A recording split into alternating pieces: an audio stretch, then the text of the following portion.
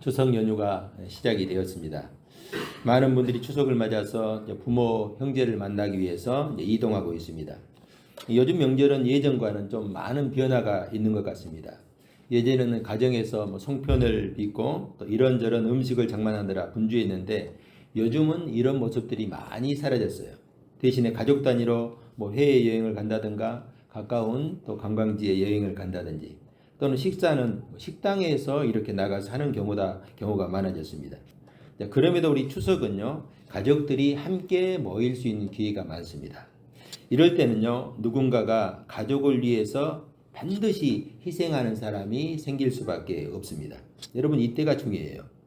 누군가 가족을 위해서 섬기고 봉사해야 할 일이 있다면은 내가 먼저 섬겨야 되겠다. 내가 먼저 봉사해야 되겠다. 이런 마음이 아주 중요합니다. 부모의 입장에서는 그렇죠. 멀리서 그동안 떨어져 있던 자녀들이 이제 고향으로 내려오면은 객지에서 고생했던 자녀들을 편히 쉬게 하려는 그런 마음, 그리고 맛있는 음식으로 내가 좀 채워줘야 되겠다. 이런 마음이 좋은 것이고, 또 자녀들의 입장에서는 내가 오랜만에 부모님께 좀 효도하고 기쁘게 해드려야 되겠다. 이런 마음이 좋은 것이죠. 또 형제와 친척들을 만났을 때는 오늘은 내가 좀 섬기고 좀 기쁨조가 돼야 되겠다. 이런 마음이 있으면요, 명절이 오히려 기대되고 즐거울 수가 있습니다. 그런데 왜 나는 명절에 이런 일을 해야 되는가? 다른 사람들은 명절에 놀러 가고 편히 쉬는데 나는 이게 뭔가 하고 생각하면은 명절이 기대되고 또 은혜스러운 것이 아니라 우울해질 수밖에 없어요. 제가 오늘 아침에 언뜻 이 뉴스를 보니까, 올라온 뉴스를 보니까 명절이 되어 가지고 다투고 이혼하는 가정들이 이렇게 많다는 거예요. 명절에 훨씬 더 이 다투는 사람들이 많아진다는 거예요. 예전에 비해서. 저는 우리 성도님들이요, 마음속에 이런 명절이나 또한 가족들이 만났을 때 섬김의 즐거움을 누릴 수 있기를 주님의 이름으로 축복합니다. 여러분, 섬긴다는 것은요, 굉장히 즐거운 거예요. 감사한 것입니다. 명절에 여러분 만날 수 있는 부모님이 계신 것도 복이죠. 또 형제들이 있는 것도 복이에요. 그리고 친척과 이웃들이 주위에 있는 것이 복입니다. 그러면 하나님께서 그런 이웃들을 왜 주셨겠어요? 내가 섬기라고, 내가 함께하라고 주신 것이죠.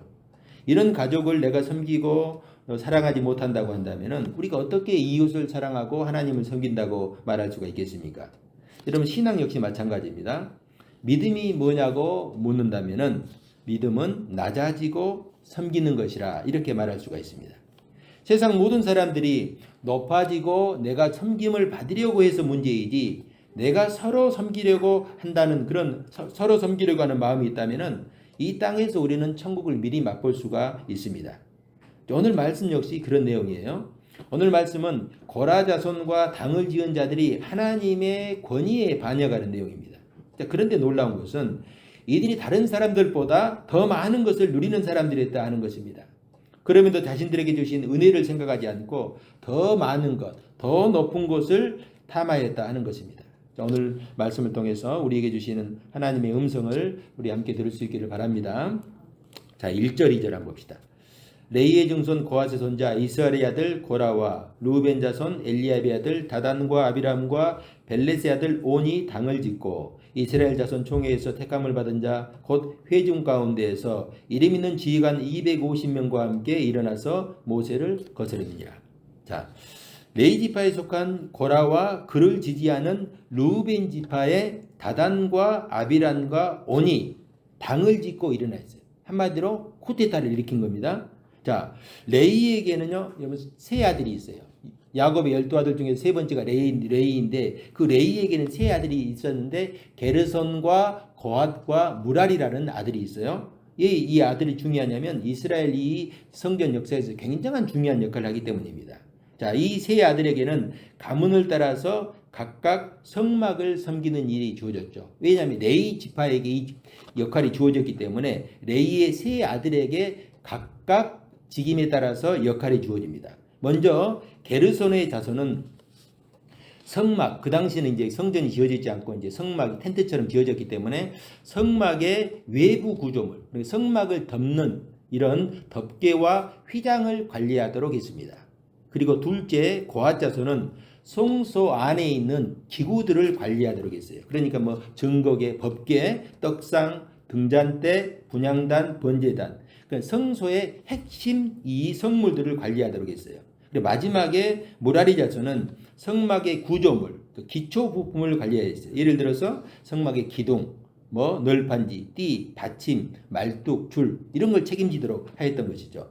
자, 레위 아들들이 맡은 이 성소의 임무는 하나님께서 그들에게 지정해 주신 것으로 모두가 세 형제가 동일하게 지위를 가지고 있었습니다. 자, 그런데 인간적인 시각으로 우리가 봤을 때에 세 아들 중에서 특별히 고핫이 맡은 직무가 조금은 좀 귀한 것으로, 좀 폼이 나는 것으로 여겨질 수가 있습니다. 왜냐하면은 게르손과 무라리 자손들은 성소의 뼈대, 기둥, 그리고 뭐 성소를 덮는 덮개 이런 것을 외형적인 부분을 담당하였고, 고라 자손은 성소 내부에 있는 법궤를 비롯한 성소의 성물을 다루었기 때문입니다. 그렇기 때문에 세 가문 중에서 아마 고핫 자손들은 상당히 스스로 생각할 때 자존감이 높지 않았을까. 내가 그래도 다른 형제들보다 더 내가 소중한 것을 다루고 있기 때문에 우리가 조금 더 귀하지 않을까 이렇게 생각했을 여지가 있어요. 또 중요한 것이 한 가지 있는데 이 고핫 자손에서 고핫 가문에서 아론과 모세가 나왔어요. 그리고 이 제사장의 직분은 아론의 자손들에게 주어졌죠. 자, 그렇다면은 이 고핫 자손들은 마음을 합하여서 이 세 형제 중에서 특별히 이렇게 구별되었으니까 마음을 합해서 모세와 아론을 적극적으로 돕고 자신들에게 주어진 직분을 감사함으로 감당하면 됩니다. 그런데 교만한 인간의 마음은 만족함이 없어요. 그 파열음이 고핫 자손의 아들들에게서 터져 나옵니다. 자, 레이의 둘째 아들, 그러니까 고핫이죠. 레이에게 세 아들이 있었다고 했으니까 게르손, 고핫, 무라리. 그러니까 둘째 이제 아들이 고핫인데 고핫에게는 네 아들이 있었어요. 그런데 첫째가 아므람이고 둘째가 이스라엘입니다. 셋째, 넷째는 알 필요 없고 아므람과 이스라엘. 이 첫째, 둘째거든요. 그런데 첫째 아들 아므람에게서 아론과 모세가 태어납니다. 그리고 둘째 이스라엘에게서 오늘 본문의 고라가 태어난 거예요. 그러니까 아론과 오늘 반역을 했던 고라는 어떤 사이예요? 사촌지간. 사촌 형제예요. 그런데 이 고라가 모세와 아론을 대적한 거예요. 이 사건 역시 시기와 질투 그리고 탐욕에서 비롯된 것이라 할 수 있습니다. 자, 고라가 생각할 때 모세와 아론은 나와 사촌이지만은 자신들이 그들보다 못한 것이 아무것도 없다는 거예요. 저들이 나보다 무엇이 더 잘나서 더 귀중한 일을 맡고 제사장 직무를 자기들끼리 맡느냐 그 말이에요. 그 모세와 아론만 고핫의 자손이냐? 나도 고핫의 자손이다 그 말입니다. 자, 그리고 고라와 함께 당을 지었던 지파 루벤 지파의 다단과 아비란과 온, 그리고 이스라엘 총회에서 이름이 있는 그러니까 유명한 지휘관 25명이 250명 여기 동조하였는데, 그러면 여기서 이제 왜 12지파가 있는데 그 중에서 루벤 지파에 속한 사람들이 여기에 동참하였느냐 하는 것이죠. 뭐 성경에서 구체적으로 이거에 대해서 설명을 하지 않고 있기 때문에 우리가 그 직접적인 증거는 없지만은 이건 역시 고라와 비슷하게 모세를 향한 시기심과 탐욕 때문에 그렇다 이렇게 우리가 생각할 수가 있습니다. 여러분, 루벤은요 야곱의 12아들 중에서 몇째예요? 첫 번째죠. 장남이에요. 장남. 그런데 이스라엘이 이제 성막을 구축하고 진을 형성할 때 동서남북 4개의 진으로 나눴는데 각 집마다 동서남북 각 집마다 3개 지파씩 이렇게 묶어서 동서남북으로 위치하게 했습니다. 자, 그런데 민수기 2장에 보면은 이스라엘 백성들을 이렇게 3개 지파씩 묶어가지고 동서남북으로 4개의 진영을 나누는데 이때에 동쪽이 항상 선두거든요. 출발할 때 동쪽 지파부터 출발해요. 그래서 동쪽이 선두예요. 동쪽이 대표 그룹이죠. 선두 그룹에 루벤 지파가 아닌 유다 지파가 선두에 서게 됩니다. 이 말은 무슨 말이냐면은 12지파의 지도권이 루벤 지파가 아니라 유다 지파에게 넘어간 거예요. 장자권이. 그러니까 루벤 지파는 12지파의 장자였지만은 유다 지파에게 장자권을 박탈당한 것이죠.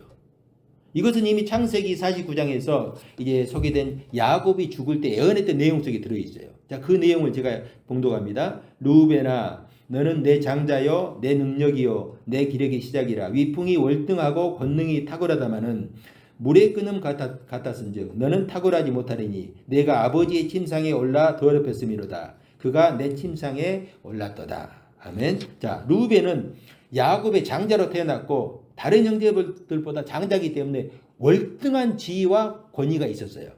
그런데 그가 이 물의 끓음 같이 그러니까 육체적인 욕망을 절제하지 못하고 어떤 일이 있었어요? 그의 서모, 아버지의 첩이죠. 아버지의 첩 비라와 통간을 하는 사건이 이 아주 불미스러운 사건이 발생했죠. 그러니까 이 르우벤은 자신이 야곱의 12아들 중에서 태어날 때부터 장자의 탁월한 지위를 받았는데 스스로 하나님께서 만드신 가정의 질서를 깨뜨려 버린 거예요. 아버지의 첩과 이 통간을 했다니까요. 이것 때문에 그런 장자의 직분을 박탈당합니다. 이것은 야곱의 애언을 통해서 아버지가 선언한 것이지만은 하나님께서 야곱의 입술을 통하여서 하신 말씀이에요. 하나님께서 르우벤에게 주셨던 장자의 지위를 유다에게 주신 것이죠. 자, 그럼에도 르우벤의 입장에서는 감사해야 될 것이 있어요. 왜냐하면은 그에게 아버지가 아들의 지위를 박탈할 수 있어요. 이건 쳐서 죽일 수도 있어요. 그런데 아들의 지위를 박탈하지 않았고 첫 번째 진영을 유다에게 넘겼지만은 두 번째 속하는 진영 남쪽 진영의 첩제를 삼아 주셨거든요. 그럼에도 오히려 르우벤 집안은 우리가 첫째 장자의 지위를 빼앗겠다 하면서 이제 모세에게 반기를 든 것이죠.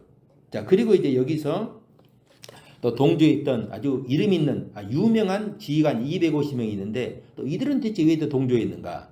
자, 이들은 이스라엘 회중 가운데서 뽑힌 지도자들로 각 지파를 대표하는 사람들. 아마 제가 추측해 볼 때 이스라엘에서 천부장 정도 그런 우리로 말하면 군대의 장성 정도 되는 그런 사람들이에요. 자, 이런 사람들이 이 지금 고라의 반역에 동참한 거예요. 자, 3절 한번 봅시다. 자, 3절 그들이 모여서 모세와 아론을 거슬러 그들에게 이르되 너희가 분수에 지나도다. 회중이 다 각각 거룩하고 여호와께서도 그들 중에 계시거늘 너희가 어찌하여 여호와의 총회의에 스스로 높이느냐. 이게 지금 모세와 아론에게 한 말이죠. 자, 이들의 말을 한번 참 자세히 보면은 자, 이 보면은 중간에 보면은 회중이 다 각각 거룩하고 여호와께서도 그들 중에 계시다 이렇게 말해요. 회중이 다 거룩하다. 회중들도 다 하나님께서 택하시고 함께 하시는 백성들이다. 자, 그렇다면은 이 사람들이 지금 누구예요? 회중을 대표하는 지도자잖아요.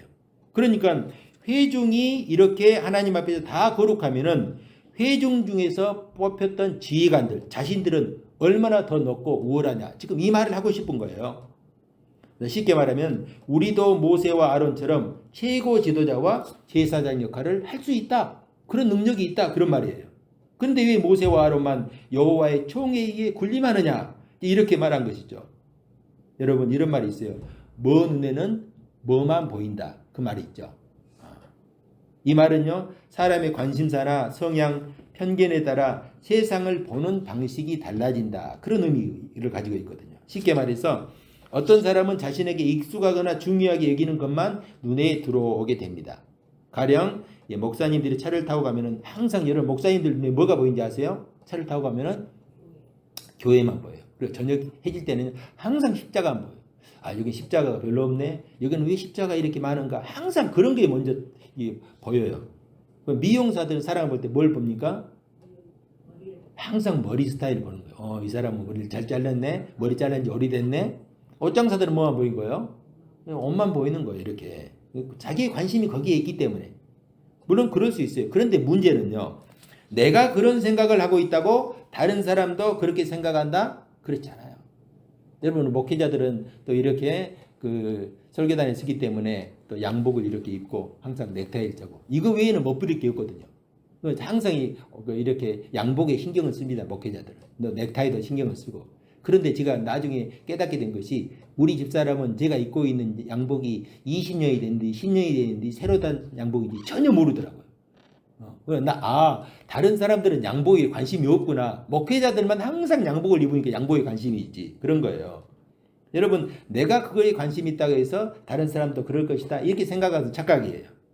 자, 고라와 그 일당은 모세와 아론을 보고 이런 생각을 했던 것으로 보입니다. 자, 그들이 이스라엘의 지도자요 제사장이라는 직분을 이용해서 백성들 위해 군림하고 높아지려고 한다. 이렇게 지금 판단한 거예요. 그런데 여러분 하나님께서 분명하게 하신 말씀이 있어요. 그 말씀은 모세를 향해서 하신 말씀인데 이 사람 모세는 온유함이 지면의 모든 사람보다 승하다. 1등이다. 최고다. 그 말이에요. 사람 중에 모세보다 온유한 사람이 없다. 여러분, 온유하다는 말은요, 겸손하다는 말이거든요. 겸손하다는 의미예요. 모세가 이 세상 모든 사람들 중에서 제일 겸손하다. 그 말이에요. 여러분, 하나님 보시기에 모세가 세상 사람 중에서 가장 겸손하다고 했다면 그런 거죠. 하나님이 여러분 그 마음까지 보시는데 그걸 모르겠어요? 그런데 모세에게 교만하다. 내가 백성들 위해 군림하고 높아지려고 한다. 이런 모함을 한다는 것은 오히려 지금 이 말을 하고 있는 사람들이 교만한 마음과 비뚤어진 생각을 가지고 있다 하는 증거이기도 하죠. 자, 이런 생각을 가지고 고라와 르우벤 자손과 지도자 250명이 당을 지어서 모세와 아론을 대적하였습니다. 자, 8절에서 11절 보겠습니다. 모세가 또 고라에게 이르되 너희 레위 자손들아 들으라. 이스라엘의 하나님이 이스라엘 회중에서 너희를 구별하여 자기에게 가까이 하게 하사 여호와의 성막에서 봉사하게 하시며 회중 앞에 서서 그들을 대신하여 섬기게 하심이 너희에게 작은 일이겠느냐.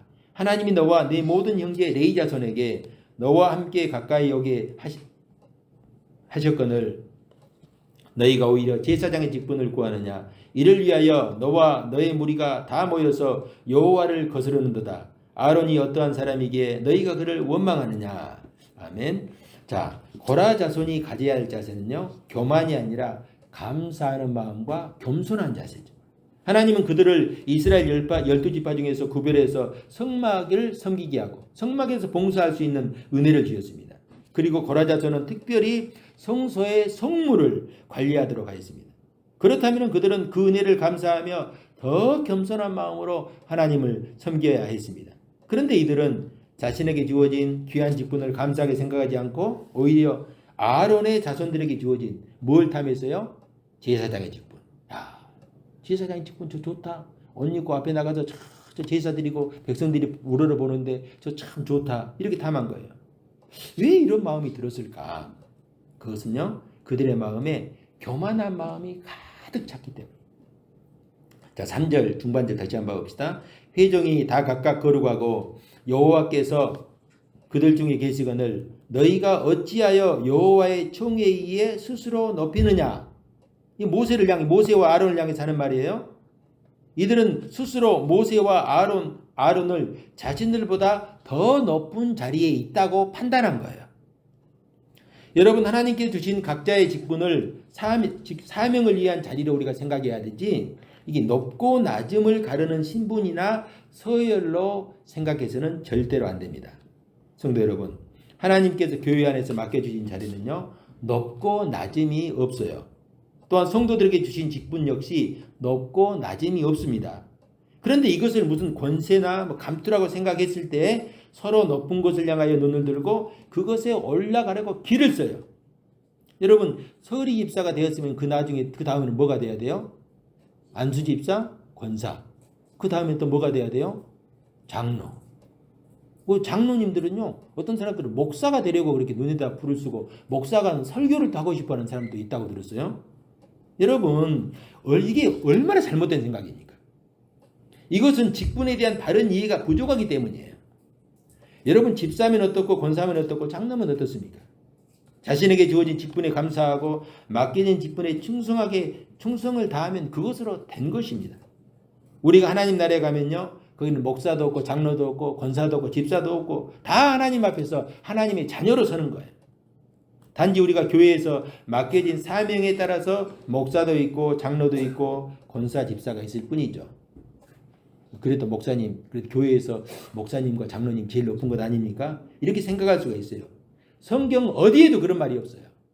그렇잖아요. 어디에 성경이 그런 말이 있어요? 다만 하나님께서 세우신 교회를 섬기게 하기 위해서 하나님께서 직분을 구별해 주신 것이죠. 여기 모인 모든 사람들이 신학교 가가지고 전부 다 목사가 되면 교회가 되겠어요? 그럼 교회가 아니죠.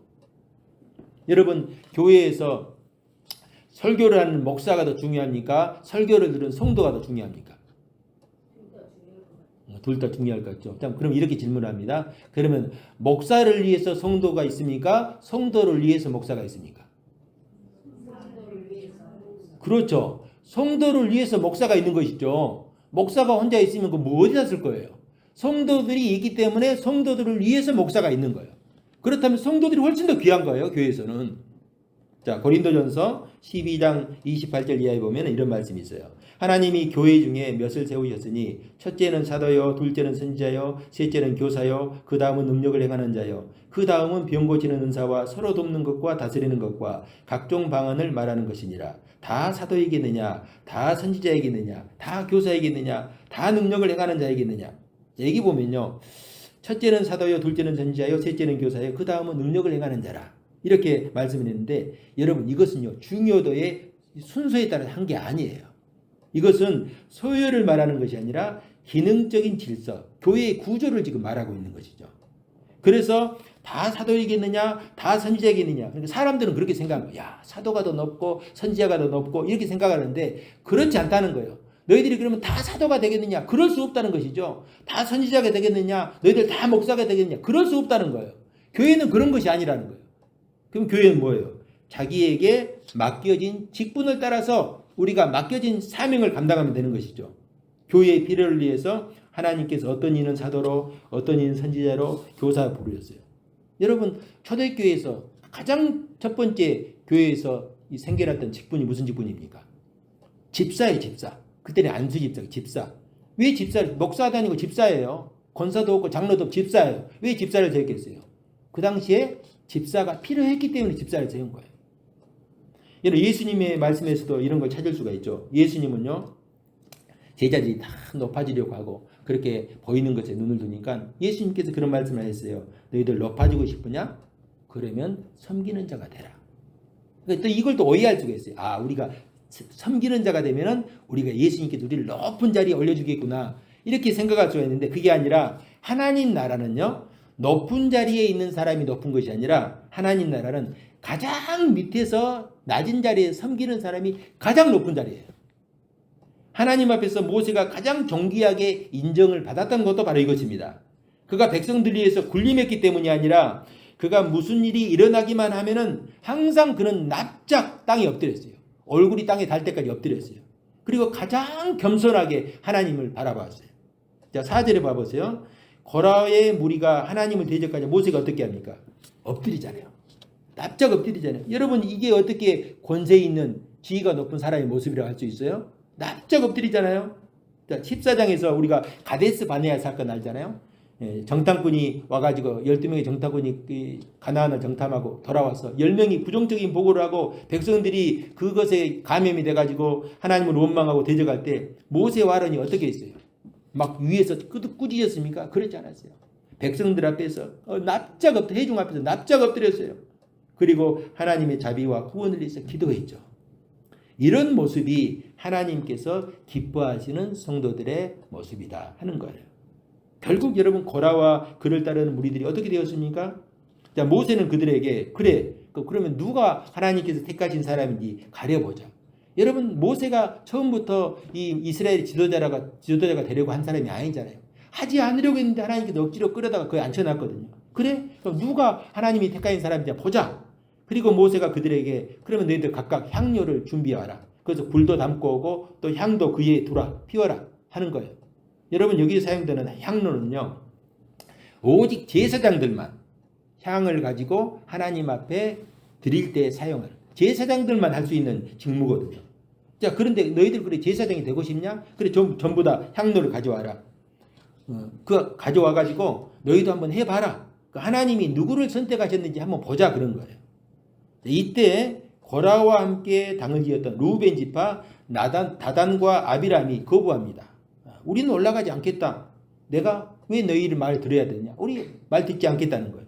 자, 그러면서 이렇게 말한 13절 14절 한번 합독합시다. 시작. 내가 우리를 적과 꿀이 흐르는 땅에서 이끌어내어 광야에서 죽이려 함이 어찌 작은 일이기에 오히려 스스로 우리 위에 왕이 되려 하느냐. 이뿐 아니라 내가 우리를 적과 꿀이 흐르는 땅으로 인도하여 드리지도 아니하고 밭도 포도원도 우리에게 기업으로 주지 아니하니 내가 이 사람들의 눈을 빼려느냐. 우리는 올라가지 아니하겠노라. 아멘. 자, 이들이 하는 말을 자세히 보시기 바랍니다. 첫째로 이들은요, 아주 잘못된 신앙관을 가지고 있어요.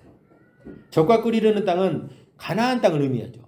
하나님께서 적과 꿀이 흐르는 가나안 땅을 너에게 주겠다 했으면 그건 가나안 땅을 의미하는데 이들은 오히려 애굽이 젖과 꿀이 흐르는 땅이라고 이렇게 표현하고 있어요.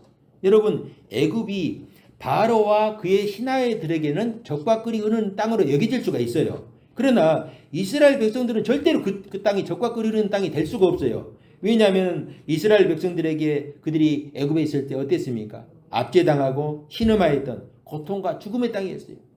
고된 노동으로 신음하다가 고통당하면서 언제 죽을지 모르는 그런 인생이었죠. 그래서 하나님께 부르짖었지 않습니까? 그래서 하나님께서 그들의 신음소리를 듣고 구원하여 주셨는데 지금 이것을 부정하고 있는 거예요. 이것은요, 하나님의 구원에 대한 부정이라고 할 수 있어요. 자, 그리고 또 이들은요, 모세의 동기를 왜곡하고 있습니다. 모세는 하나님의 부르심을 따라서 순종했는데 그들은 모세가 자기의 권력을 위해서 왕이 되려 한다 이렇게 비난하고 있죠. 이는 그를 세우신 하나님의 권위에 대한 도전이라고 할 수 있습니다.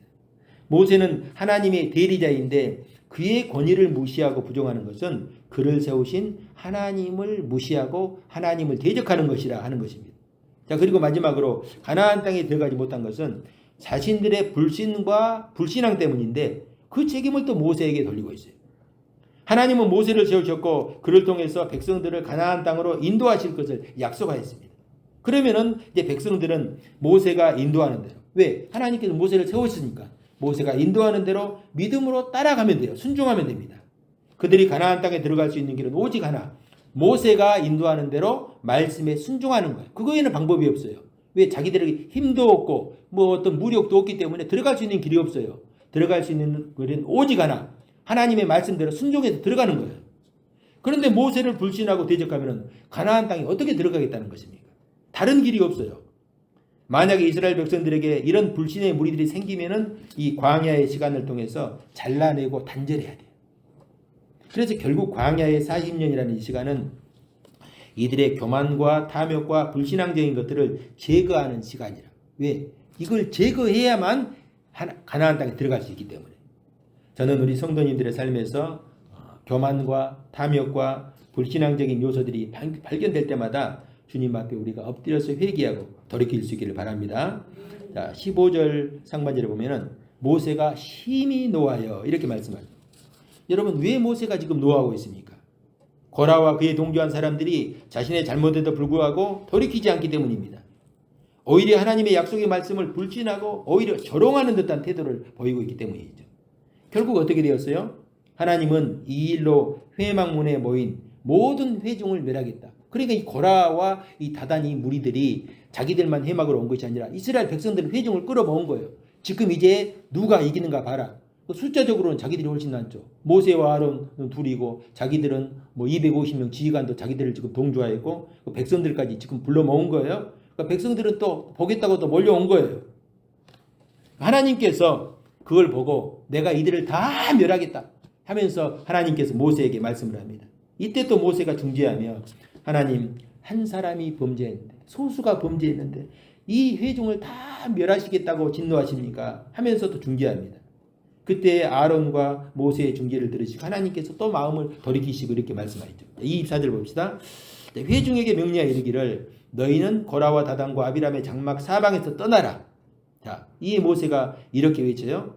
여호와께서 나를 세우신 것이 사실이고 고라와 이 무리들이 여호와를 멸시한 것이 사실이면 땅이 입을 열어 이 사람들과 그들의 모든 소유물을 산채로 삼켜 수월에 빠지게 하소서. 모세의 입장에서도 이 사람들은 구제받을 가능성이 없다. 하나님을 대적하고 어떻게 하나님의 구원을 받을 수가 있겠습니까? 구원이라는 것도 성령께서 우리 가운데 역사하실 때에 내가 아멘 믿습니다 하고 내가 응답해야 구원이 이루어지는 것이지, 성령이 역사하시는데 내가 계속 반사 거부 노면하면요, 이거 성령도 어떻게 할 수가 없는 거예요. 그래서 우리가 하나님께서 사하시지 않는 유일한 죄가 성령을 거스린 죄.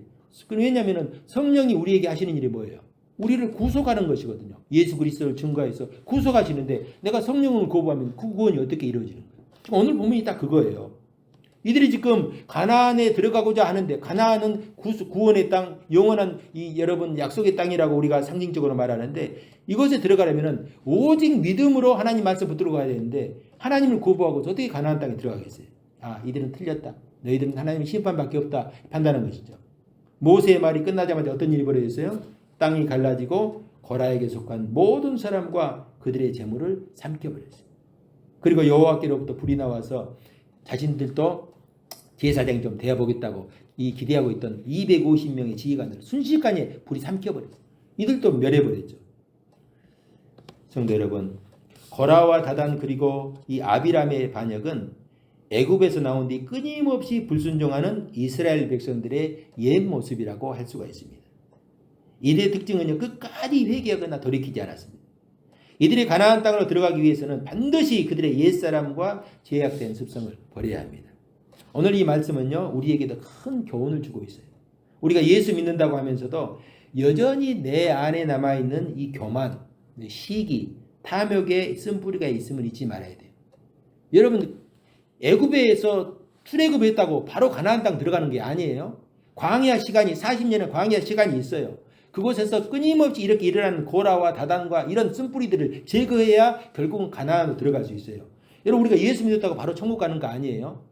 물론 우리가 예수를 믿음으로 구원의 확정 인침을 받았지만은 우리가 이 남아있는 우리의 삶을 통해서 끊임없이 우리의 옛사람을 죽이고 쓴뿌리를 잘라내고 성화의 삶을 통해서 결국은 영화로운 천국에 들어가는 것이에요.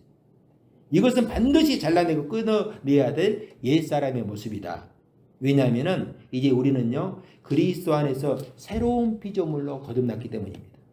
하나님 나라를 유업으로 이미 약속을 받았어요. 그리고 받았고 앞으로 또 받아야 될 사람들이에요. 그러므로 바울 사도가 그렇게 고백했잖아요. 나는 날마다 난 죽노라 라고 고백했던 것처럼 우리는 날마다 나를 부인하고 주의 말씀으로 나를 쳐서 복종시키는 훈련을 해야 한다 하는 말씀이죠. 그래야만 우리는 하나님께 약속하신 주의 복들을 풍성하게 누리게 될 것입니다. 사랑하는 성도 여러분, 오늘부터 추석 명절이 시작되는데 추석은 우리 민족의 가장 큰 명절이고 사실은 감사와 기쁨의 시간이라고 할 수 있습니다. 내가 조금 더 섬기고 내가 조금 더 낮은 자리에 내려가면 내가 있는 자리, 우리 성도들이 있는 자리에서부터 하나님의 은혜와 기쁨이 시작될 것입니다. 내 생각을 말하고 상대방을 설득하려는 자리가 아니라 상대방의 말을 들어주고 또 위로해주고 격려해주는 그런 시간들이 될 수 있기를 바랍니다. 우리 성도들로 인해서 만나는 모든 가족들 또 형제들이 기뻐하고 즐거워하는 시간이 될 수 있기를 바랍니다. 그리고 가족들에게 이런 한마디 말씀 한번 덧붙여 주세요. 그리고 그런 마음을 품으면 얼마나 좋겠어요. 내가 잊지 않고 기도하겠습니다. 항상 기도합니다. 앞으로 기도하겠습니다. 이런 말을 우리가 해준다면 얼마나 위로가 되고 소망이 되겠습니까? 우리가 이런 마음으로 추석 명절을 은혜 가운데 보낼 수 있기를 주님의 이름으로 축복합니다.